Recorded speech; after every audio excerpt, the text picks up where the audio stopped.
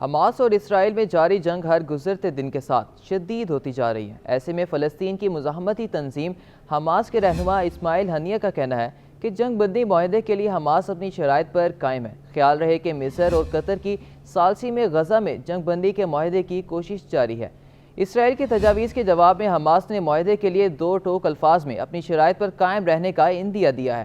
Hamas رہنما اسماعیل ہنیہ کا کہنا ہے کہ غزہ میں مستقل جنگ بندی، اسرائیلی فوج کا مکمل انخلا، غزہ کے تمام بے گھر فلسطینیوں کی ان کے گھروں کو واپسی اور غزہ میں انسانی امداد کی ضروریات کے مطابق فراہمی ان کے مطالبات میں شامل ہے۔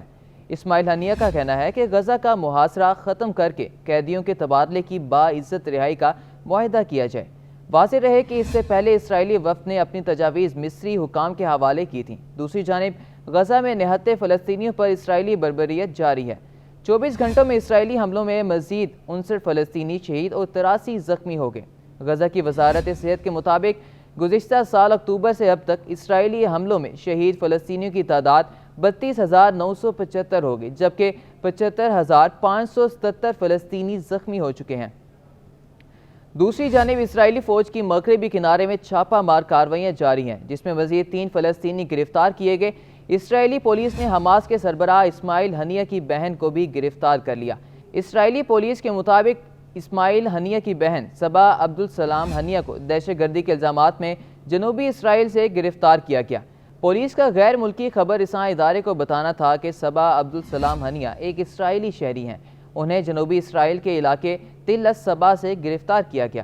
ان کے خلاف تحقیقات میں اسرائیل کی داخلی سیکیورٹی ایجنسی شین بیٹ بھی شامل ہے۔ پولیس ترجمان نے صبا عبدالسلام ہنیہ کی گرفتاری کی تصدیق کرتے ہوئے بتایا کہ انہیں حماس ارکان کے ساتھ رابطے اور اسرائیل کے اندر دہشت گردانہ کارروائیوں پر اکسانے اور ان کی حمایت کے شبے میں گرفتار کیا گیا ہے۔ پولیس کا کہنا ہے کہ 57 سالہ صبا عبدالسلام ہنیہ کے گھر سے ایسے دستاویزات، ٹیلی فون اور دیگر سامان ملا ہے جن سے ان کا اسرائیلی ریاست کے خلاف حملوں میں ملوث ہونا ثابت ہوتا ہے۔ اسماعیلی ہنیہ کی بہن کی گرفتاری سے پہلے غزہ میں جاری اسرائیلی جارحیت کے نتیجے میں اسماعیل ہنیہ کا جوان سال پوتا اور پوتی بھی شہید ہو چکے ہیں۔ ادھر غزہ میں الشفا میڈیکل کمپلیکس کے ڈائریکٹر نے فوری طور پر ایک فیلڈ اسپتال کے قیام کا مطالبہ کرتے ہوئے کہا کہ الشفا اسپتال ہمیشہ کے لیے ختم ہو چکا۔ ڈاکٹر اور طبی عملہ گرفتار کر لیا گیا اور ان کے پاس زخمیوں کو بچانے کا کوئی ذریعہ نہیں۔ اقوام متحدہ اس معاملے کی مکمل تحقیقات کرے۔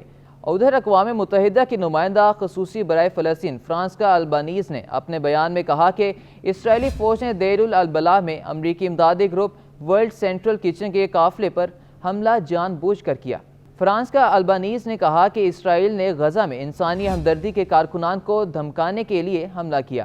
اسرائیل چاہتا ہے کہ امدادی کارکنان غزہ سے باہر نکل جائیں اور فلسطینی بھوک کا نشانہ بنتے رہیں۔ ان کا کہنا تھا کہ اسرائیل ہر ممکنہ سرخ لکیر کو عبور کر رہا ہے۔ دوسری جانب اسرائیل نے تسلیم کیا کہ امریکی امدادی تنظیم کے ارکان نے اپنی نقل و حرکت سے متعلق اسرائیلی فوج کو پیشگی اطلاع فراہم کی تھی۔ خیال رہے کہ گزشتہ دنوں میں غزہ میں غیر ملکی NGO ورلڈ سینٹرل کچن کے لیے کام کرنے والے 7 امدادی کارکنان اسرائیلی حملے میں جاں بحق ہو گئے تھے، جن میں امریکہ، کینیڈا، آسٹریلیا، برطانیہ، پولینڈ اور فلسطین کی شہریت رکھنے والے کارکنان شامل تھے۔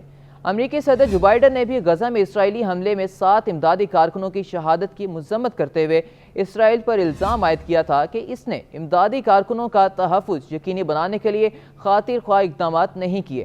جو بائیڈن نے مطالبہ کیا تھا کہ اسرائیل اس واقعے کی فوری تحقیقات کرے اور نتائج عوام کے سامنے لائے جائیں۔